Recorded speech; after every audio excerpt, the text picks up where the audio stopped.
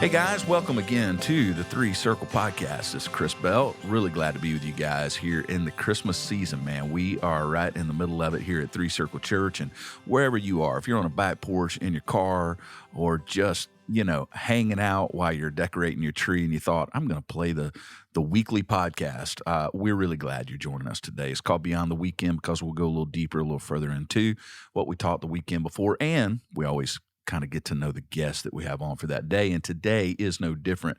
For the first time on the podcast today, we have one of the people around Three Circle who's making stuff happen behind the scenes in a massive way. He's been a part of launching the Robertsdale campus, just an unbelievable family.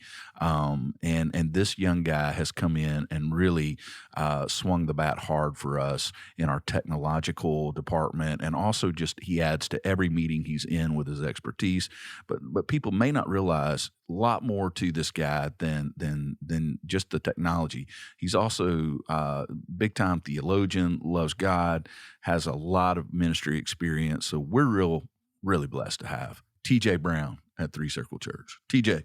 Thanks for having me, man. Yeah, man. Glad to be here. Welcome to, we're glad to have you at Three Circle. You've been here how long now? A little over a year. Yeah, a little over a year. September 22. And I remember when we sat down and talked to you, I remember, you try to hide all this when you're in the interview process. But I was so impressed, I was trying not to let it show on my face. I was trying to, have the poker face. But afterwards, I remember telling Zach Adams, I'm like, so that guy's really sharp. TJ's really sharp. And Zach was like, I don't know. No, I'm kidding. So we were all super impressed from the beginning. And when you said yes to the invitation to come and be a part of the team, we knew. We were like, okay, we did good with this one. And you've been a part of launching the Robertsdale campus. I have, yeah. Tell us a little bit about what that's been like, TJ. Just has that been satisfying because it's a lot of hard work, but also y'all kind of dug that thing out of the ground. Like this is a brand new thing.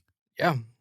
Yeah, no, I got to kind of come on the coattails of a lot of the legwork already being done by Adam and Jeremy and Donovan and some of the guys. But I got here just for our, I think it was the 2 preview weekends we did in the gym. And so That's I started in the coffee shop, moved to the gym. And so, did 2 weekends there. And then we launched September 11th of last year. Wow. And so it's been cool to see, just the growth, not just numerically, but the growth in people, the growth in teams. And so I started out with 2 guys that are still there, still awesome, still faithful, but building the team there and getting to see new people kind of come in and see them kind of at their brightest at 5:15 in the morning. It's awesome. Yeah, people don't realize that you guys start setting up the gym in Robertsdale at what time? Yeah, 5:15. But it used to be. Yeah, we started out, it was like 4. Yeah, someone was asking me about this yesterday. I actually did a wedding ceremony, a private wedding ceremony yesterday afternoon. And the Robertsdale campus came up and the guy was like, you guys, I can't believe people get there at 4:30. And I said, oh, bro, that's old news, man. We've made it way easier for everyone. I think it's like 5 o'clock now, Oh, yeah. It's late. Like we're sleeping in. Oh, yeah. Man, so that you got to have some commitment, right? Oh, yeah. So I guess through that, because I've done set up, tear down church plants before for quite a period of time. And what I found during that, TJ, I wonder if you have, is that it does bond you with people, kind of shoulder to shoulder, like we're on mission and you can feel it. What have you experienced that? Yeah, for sure. Especially with a lot of our just awesome volunteers. It's you literally have blood, sweat, and tears at times, Literally. Yeah. For the first few months, I mean, you're learning kind of the spaces and the equipment, and so it's nothing to like bust a finger open or you're bandaging wounds, and then laughing about it, because you just have to get it done. But or pit bulls, chasing people around the parking lot, bulls, literally. Literally, I've driven up to get trailers with a flashlight, looking around for the beast. Dogs. Yeah. Oh man. But you have all those kind of stories, I think, that just bond people, and then. I mean, we've had stories on the back end as well of you have that happen in the morning and then it's like, okay, this dude actually gave his life to Christ in this gathering. Yeah. That all this stuff could have distracted us from or put us in a weird spot. But it's like, no, we pulled it all together. Yeah. And somehow turned this gymnasium that smelled like sweaty high school boys. We turned it into an actual place where people met Jesus. Yeah. So. And a lot of people have met Jesus, right? I mean, it's been an incredible thing what's happened there. Mm-hmm. A lot of people who just were far from God are finding a home there. And man, I'm just blown away by that. So TJ, you came to us, so you and I have some things in common. Our alma mater is the great University of Mobile. Oh yeah, go Rams. Go Rams. And we got a lot of UM people here at Three Circle. But you, what'd you do your study work in? Yes, I have my degree in worship leadership. Okay. And so most of my ministry has kind of revolved around that weekend services, the worship side, the creative side, tech side. And so, yeah. Are you a singer? I was. Yeah. In my past life. Yeah. So you sound like you would have like a big screaming tenor. Is that right? Yeah. Like right now, could you just blow the walls off this podcast? Or no. Need to warm up first. Yeah, probably less coffee, more water. I hear you. Get back in vocal shape, right? As they say. Okay, so before you came to us, help us with your pathway, TJ. You were in Charleston, is that right? We were, yeah. And man, Charleston's one of my favorite cities. We love it. I love Charleston. So what were you doing there? Yeah, so we moved there and actually partnered with a church that they planted in 2012. And so we were there for almost 8 years. And so I kind of came in and had the privilege to help them figure out multi-site. So it was one location. They had just moved into a permanent space when we got there. And so right before COVID hit, we were at 3 locations, one permanent, one in a school, and one in a music venue downtown. Okay. And so really just worked with all of our worship, tech, creative, social, communicator. Like I worked with everyone and just built a ton of volunteers. And we were kind of if they're there, let them go and let them do it. And so unleash people, right? Yeah. So it's kind of like you're just kind of holding on for dear life. We use the analogy building an airplane while we're flying. Yeah, that was our motto. So which seems to be a pretty appropriate description of ministry in general sometimes, right? Yeah, I think you just never know. Because you can plan. Yeah, it's people. It's complex. But I remember in the interview process, one thing about you, TJ, that we were so impressed with is that, of course, you were bringing all of the acumen of, you had studied formally, you had your act together, you knew what was up. But one thing that was unique is that you were a team builder, and that became apparent to us. You had a real passion for building teams, and we knew we had to have that.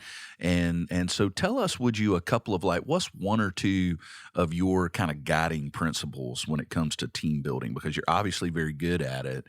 Why are you passionate about it, and how do you go about doing it? Yeah, I think I shared this in the interview.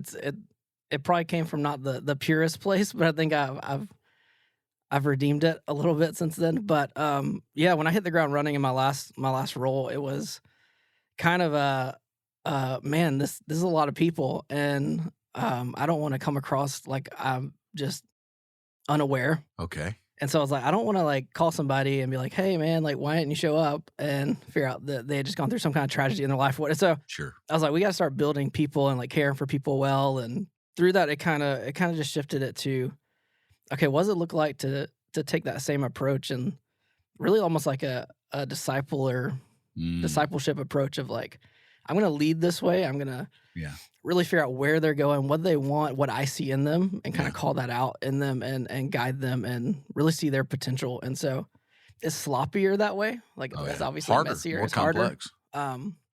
But you're not doing it alone. Oh yeah. And so I think also when you're portable, when you're doing a lot of things really fast. Yes. Sometimes it's okay to take their 80% of what your 100% could be. Yeah, absolutely. I know we have a phrase before you came on board that we like to kind of internally use. We say we don't ever want to use people to build ministry and to do ministry. We want to use the experience and atmosphere of ministry to grow people, help people. Yeah.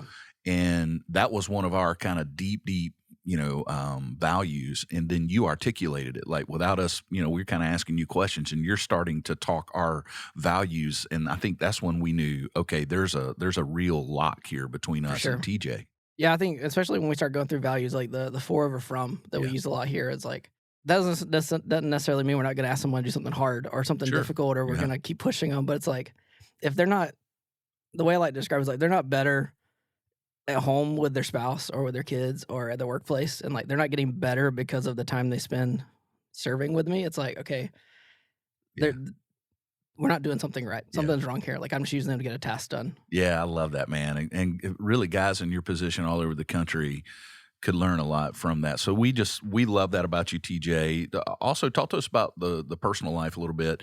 You, man, just when we met your wife too, she's amazing. And then you're doing Daddy Land. We were just talking about that before the podcast. Oh yeah. Let everyone know a little bit about the behind the scenes of your family life and what's up right now. Yeah. So my wife Lauren and I, we met during college. Just celebrated 11 years of marriage. Come on now. Yeah. Congratulations. But yeah, we have two little boys. Miller, our oldest, he'll be 3 in May. Yep. And Mason will be a year in January. And so, really, if you do that timeline, really, as we started to transition here and follow God, I know we're going to talk about peace in a second. Yeah. Leaving the position we had in Charleston without a next step. And then also we found out we were pregnant with our second. Right. And so navigating all that together and, but yeah, I'm sure you navigated that perfectly without any stress. Yeah, no stress. No. Right. It was so smooth. No. But yeah, so yeah, we're moving back here. My in-laws are here, which is just awesome benefit of coming back. And so yeah, just figuring out that whole parent life. Yeah. Trying to get sleep, trying to get kids to grow teeth and sleep in beds. Yeah, I'm surprised you're not falling asleep right now while we're talking. It's the espresso. It's the coffee, the espresso. I got you.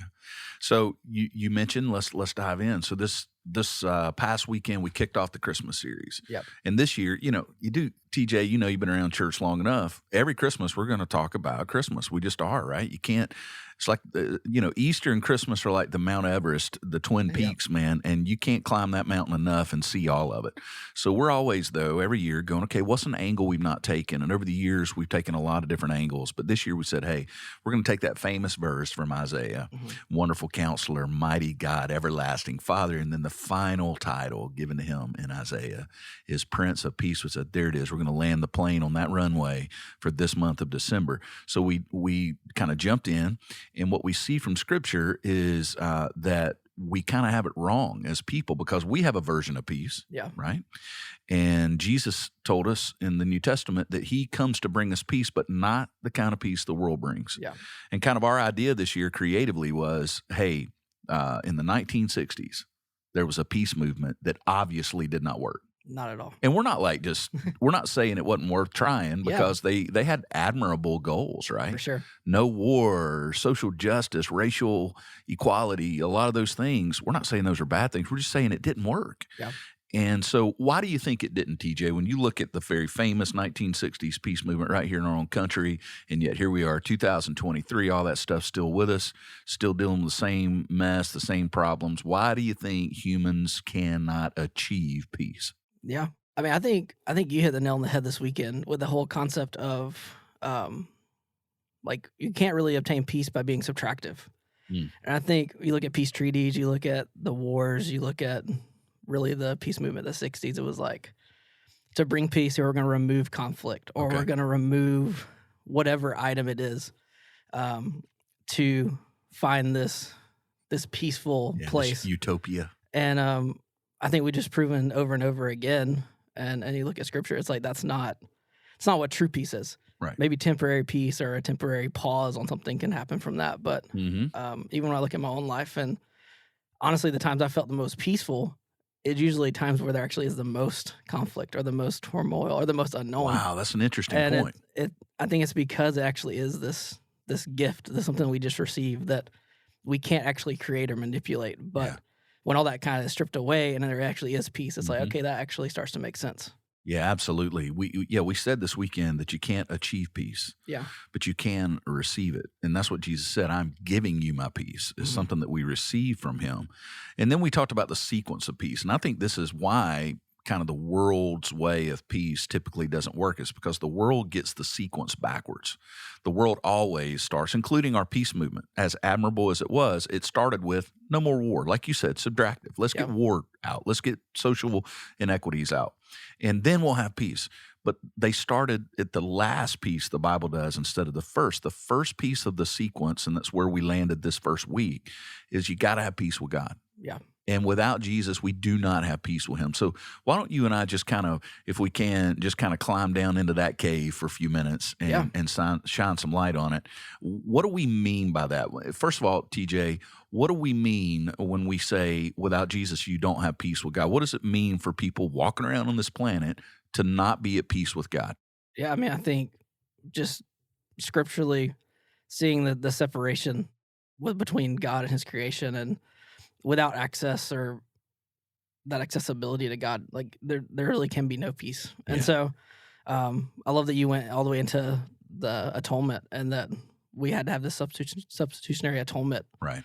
of Jesus in order to regain that access and to open that door. And I know I look at it almost like as a parent with my son, right? Yeah. If there's conflict and literally he just goes to his room and there's no access, it's like there's no resolve, there's no peace, there's no access, there's no him understanding my heart of like I discipline the action, but like that doesn't change how I feel about him. And so Yeah.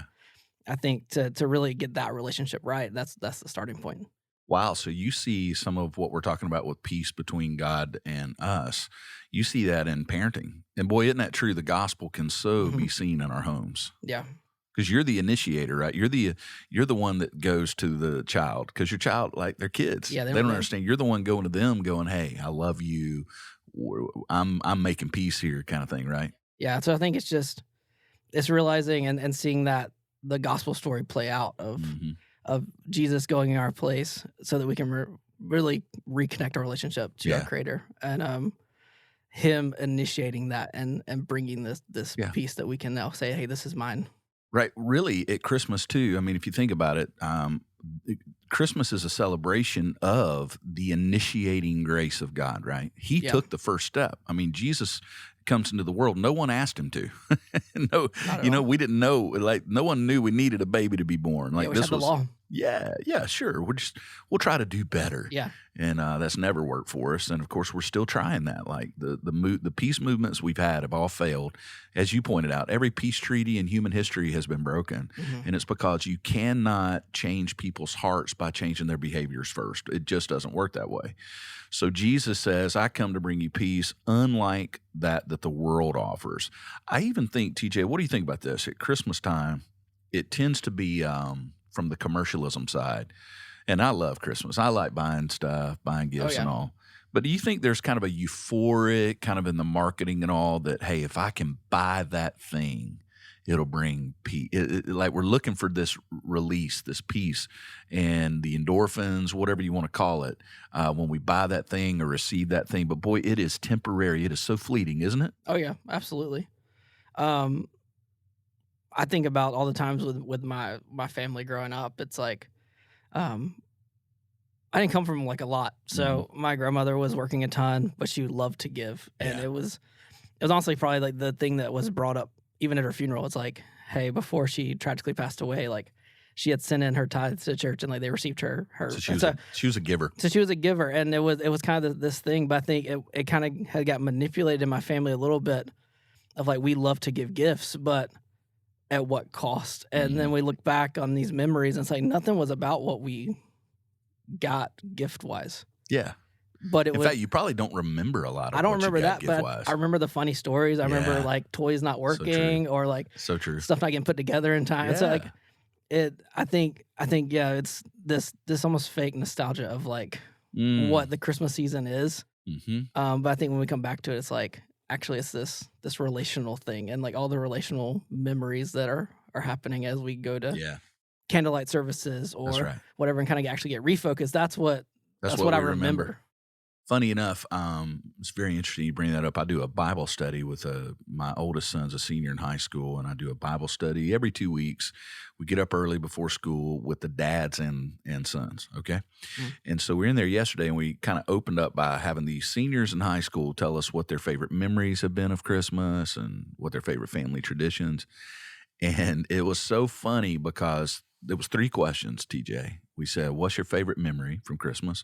What is your favorite tradition your family does? And the third one was, what's your favorite thing you ever received? And what was crazy is that everyone immediately had the answers to 1 and 2. The thing they all had to think hard about, because they could barely remember, is the things they had gotten. Okay. And so, but they all, and it was very clear some of their favorite things were like, one of the guys said, yeah, my dad's a terrible cook, but he makes awesome monkey bread. And he makes this monkey bread for Christmas morning Yeah. and then another one said, yeah, on Christmas morning, we get some kind of cream sodas that they drink at like it's those little traditions. Yeah. And for us, we do the same. We do these little glass bottle Cokes with a breakfast casserole that we only do on Christmas. And that's what they said they love most. Yeah. And yet we will spend a lot of these next few weeks, right? All of us Yeah. shopping and trying to get the perfect thing. And we're probably missing the point a little bit, huh? For sure. I would agree. Yeah. So in the sermon this week, we can't leave this without going into Romans. Mhm. Because we said, okay, then how, if Jesus came and his first thing he did was make peace between us and God, those of us who will believe in him, how did that happen? And you got to go to Romans for that. Yeah. And Paul just lays it out for us. He lays it out and he says, here's how it happened. And the first thing he says is, we've been reconciled. We had to be reconciled, but we've been reconciled to God through Jesus Christ while we were yet sinners. And the way it happened is through this thing called justification. Mm-hmm. So the first thing that we see that Paul tells us is, hey, if you're a believer, maybe you didn't realize this happened. Because I think when we get saved, TJ, we don't know everything that happened in that moment. Yeah, not at all. Right? We just receive the gift, but then someone's got to kind of explain it. Mm-hmm. Paul did, and he said, you've been justified. When you hear that word as a believer, as a mature believer, what comes to your mind, and what do you think that means kind of functionally in the life of a believer? As soon as I hear the word justified, my brain automatically goes to any kind of like a courtroom scene. I watch tons of courtroom dramas. Yeah. So Yeah. it's like this viewing of like, hey, on behalf of this person, like this person is right. Like they're good. Like I confirm Mhm. what is being said about them, or like I'm giving basically my word on them. Like Right. you're justified. I think the courtroom is perfect, TJ. Yeah. I think it's exactly what Paul, it's a legal term. Mhm. And I think we like to look at God as the God of love and the God who sent Jesus, our Savior, all those things. But for some reason, God as judge kind of gets under our skin a little bit, doesn't it? Yeah, Why do you think that is? Probably for the same reason that we kind of get the whole peace situation backwards. I think it's easy to stay on the soft, tender, caring Yeah. side of a personality trait, but Mhm. to see the whole picture and how that only actually is kind and good if there is this standard, you know? Right. And so when you bring the courtroom side in, it's like, okay, now there's actually this Yeah. thing that actually has some tangibility to it. Yeah. And doesn't a courtroom kind of invoke a reality we're all uncomfortable with? We must have done something wrong here. Yeah. Yeah, you're not going if you're innocent. You know what I mean? And so there's a problem, and we don't want to admit there's a problem, but the Bible's real clear there is a problem. Yeah. We've broken God's laws, and he is a judge, and he is the God of love, and he's also a God who is righteous. And he can't just overlook sin. He's not going to. All sin has to be accounted for, and that's the point Paul's making. He's like, hey, if you're a Christian, you've been declared justified, Mm-hmm. not guilty. I think personally, TJ, and I'm as guilty as the people sitting in the seats on Sundays, I don't rejoice enough in that. Yeah. Because there's no heaven without that justification. The judge of the universe had to declare over me that I wasn't guilty anymore because I was guilty and you were too, right? For sure. Yeah. So how can we this Christmas as Christians and those listening to the podcast right now, how can we kind of focus on that a little more, and how can the reality of our justification bring joy to Christians no matter what our circumstances are? Yeah, I know. I mean, I think for me personally, one of the things that I think I have to fight against, I don't think I always win by any means in this, is like having this view of myself as deserving. Entitled a little entitled, bit. We yeah. all are. So I think it's hard for me personally whenever I'm looking at really, I mean, presenting week in, week out the gospel message, and Yeah. that there is this start of justification and what that looks like, and Mhm. and kind of feeling like, okay, yeah, that makes sense. Like, Right. now let's get on to like the growth side, or the Yeah. like We don't what- spend enough time what God's on it. gonna do through me, like, and not enough of like, wow, like Here's what the- he's done for that's me. what he did for me, and I didn't deserve any of that. And Yeah. so, kind of just a heart check and a mindset change of, Mhm. yeah, like all of this is really awesome, but that wouldn't have happened if this wouldn't have happened, and Yeah. I didn't deserve any of that. Yeah, we gotta go back and look at that Yeah. and realize, and I think that might be part of it, is it's hard to go, well, if I've been declared not guilty, that must mean that I was guilty and he had to declare me not guilty. So that's huge. And then as we kind of walk through that section of Romans, Paul finally answers the question that obviously we would all ask. Hey, it's awesome that we have been justified. And because of that, he said we have access to the Father. We know that changes us. Yeah. We're now sons and daughters. But at some point you have to go, okay, since I am guilty and I realize I'm guilty, how did the holy God of the universe declare me not guilty? And Paul spends 5 verses answering. He's like, and here's how. And we call it the doctrine of substitutionary atonement. Mm-hmm. It's interesting, TJ. I see it happening on Twitter and different places where these theological discussions have played themselves out publicly. There's a huge movement that substitutionary atonement is not a good doctrine, and that it portrays God as being an abusive father to his own son and all of this stuff.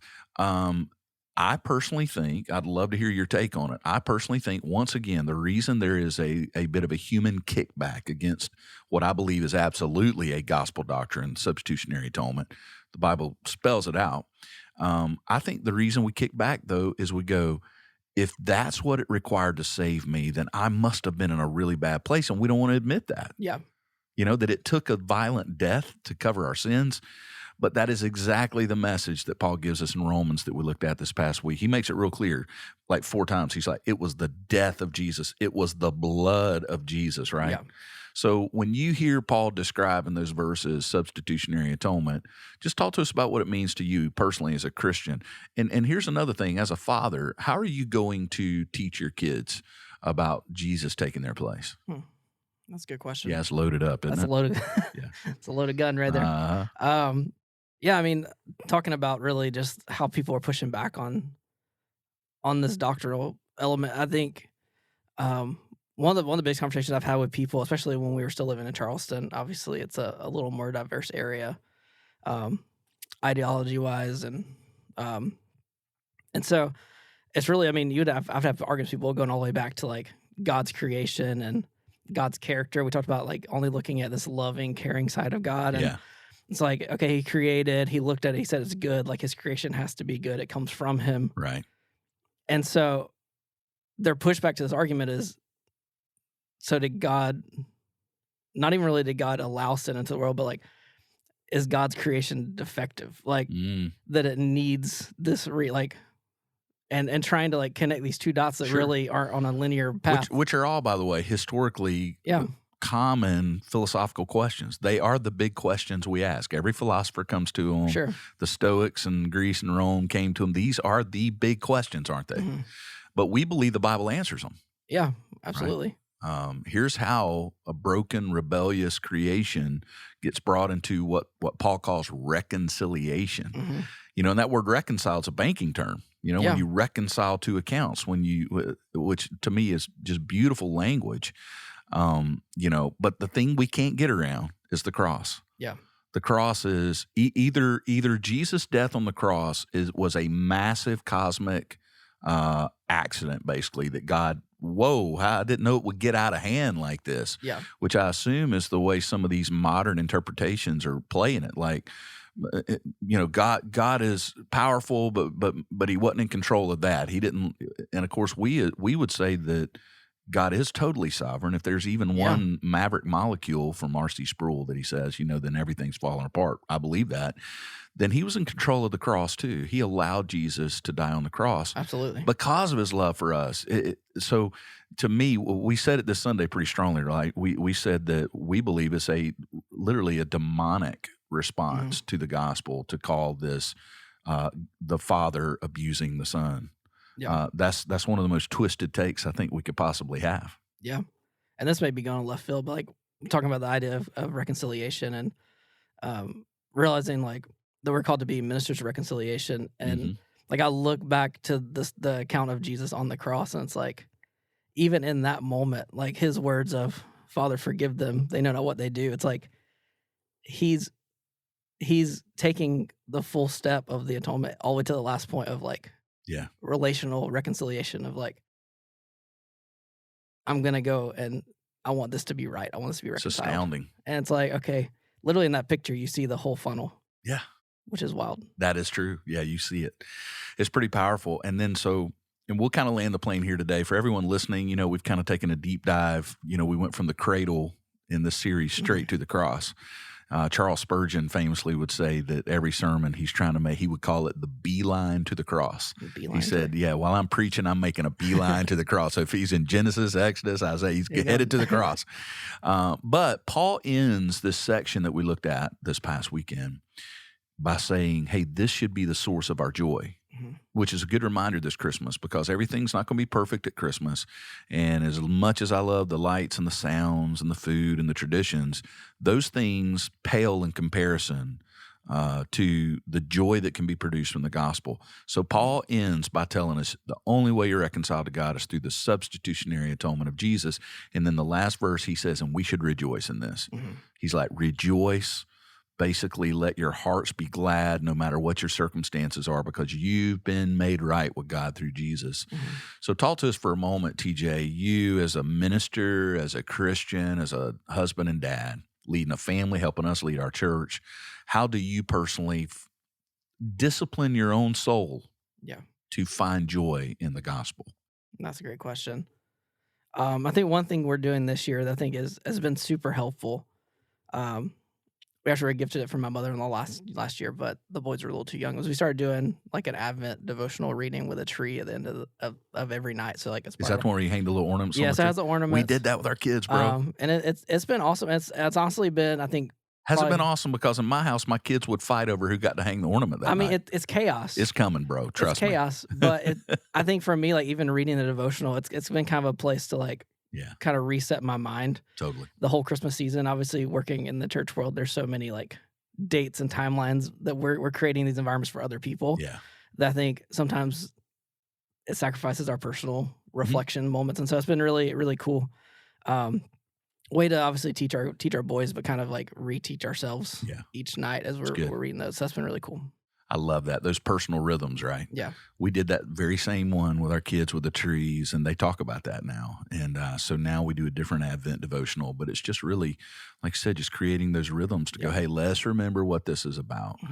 And we're not Pharisees about this at our house. Man, we like buying presents. We go all out. We love it. But we just are very vocal in our home about this is fun. Yeah. This is not the thing, though. The thing is what this is all about. And we just talk about it and pray about it and just integrate as the final word of our Christmas, really what Jesus has done for us. And so, TJ, I can't thank you enough, man, for being on the podcast today. I know thanks for having me. It's a crazy week for all of us. Got Creative Christmas coming up as we film this or record this tomorrow night, and then week 2 coming up of the series as we continue on. And man, can't wait to see all that God's going to do with Robertsdale as well. I appreciate it, man. Thanks for having me. You're a major part of Thursday nights too. Oh yeah, you're here at Fairhope. So if you're out there and your weekends get busy, remember we have a Thursday night gathering at our Fairhope campus every week. It's incredible. We say around here, the weekend starts on Thursdays. Creative Christmas is coming up, depending on when you listen to this podcast. But remember, if you're listening to this, every weekend we are in the middle of the Prince of Peace Christmas series. You can go to 3circlechristmas.com to check out everything that's going on at Christmas. And guys, we really hope that even this podcast will point you to the true source of joy this Christmas. As Paul told us, let's rejoice. Let's rejoice that we have been made right with a holy God because of Jesus. And we hope, TJ and I, that our conversation today somehow has stirred your own heart and your own affections for Jesus. And until the next time, we hope that you will stay strong, follow Christ, and we'll see you same place, same time next week, right here at the 3 Circle Podcast.